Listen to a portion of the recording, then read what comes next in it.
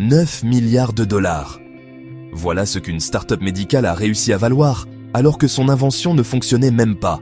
Oui, tu as bien entendu, une machine censée révolutionner la santé, célébrée dans les médias, financée par des milliardaires, soutenue par des anciens ministres, et qui a pourtant fini par s'effondrer comme un château de cartes.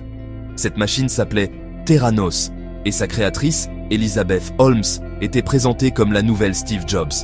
Col roulé noir, voix grave, promesses futuristes, tout y était.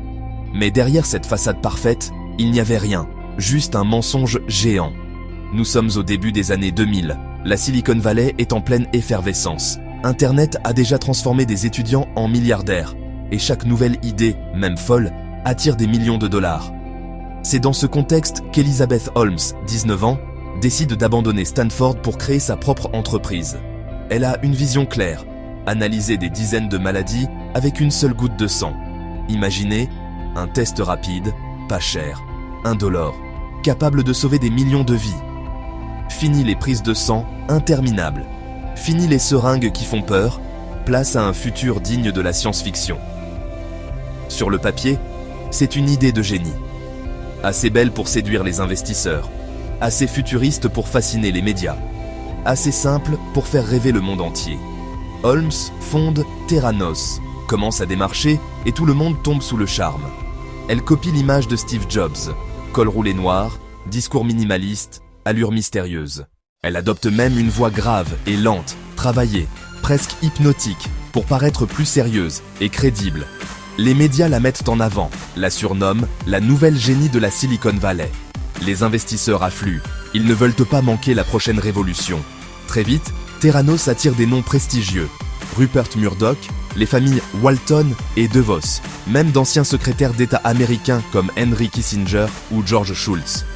En 2014, l'entreprise est valorisée à plus de 9 milliards de dollars. Elizabeth Holmes devient la plus jeune femme milliardaire self-made. Les magazines la couvrent de louanges. Forbes, Fortune, Time, tous la mettent en couverture. On la compare à Jobs, à Musk, à Bezos. Son image est parfaite. Mais il y a un détail que personne ne veut voir. La machine miracle, appelée Edison, ne fonctionne pas. En réalité, elle plante. Elle donne des résultats faux, incomplets, parfois dangereux. Mais Holmes refuse d'admettre la vérité. Elle choisit une autre stratégie, cacher le problème. Les démonstrations pour les investisseurs sont truquées. Quand un client envoie un échantillon, le test est secrètement fait sur des machines classiques de laboratoire. Les employés qui posent des questions sont menacés, surveillés ou renvoyés. Theranos devient une forteresse où le silence règne. Pourtant, à l'extérieur, l'illusion continue. Les médias continuent d'applaudir. Les pharmacies Walgreens signent un partenariat pour installer les machines dans leurs magasins. Imaginez, vous entrez acheter un dentifrice et vous ressortez avec une analyse miracle en quelques minutes. Le rêve absolu. Tout le monde y croit. Personne ne demande de preuves, parce que dans ce genre d'histoire, la promesse suffit. Mais à l'intérieur, les ingénieurs savent. Les tests donnent des résultats absurdes. Des patients reçoivent de fausses analyses. Certains pensent être malades alors qu'ils ne le sont pas. D'autres se croient en bonne santé alors qu'ils ont un problème grave. Des vies sont en danger. Mais les employés se taisent. Les accords de confidentialité sont monstrueux. La surveillance est constante. La peur est réelle.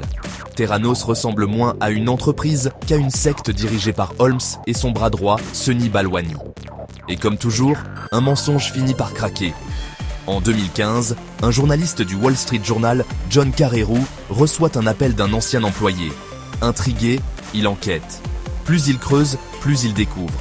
Résultats manipulés, tests truqués, patients trompés.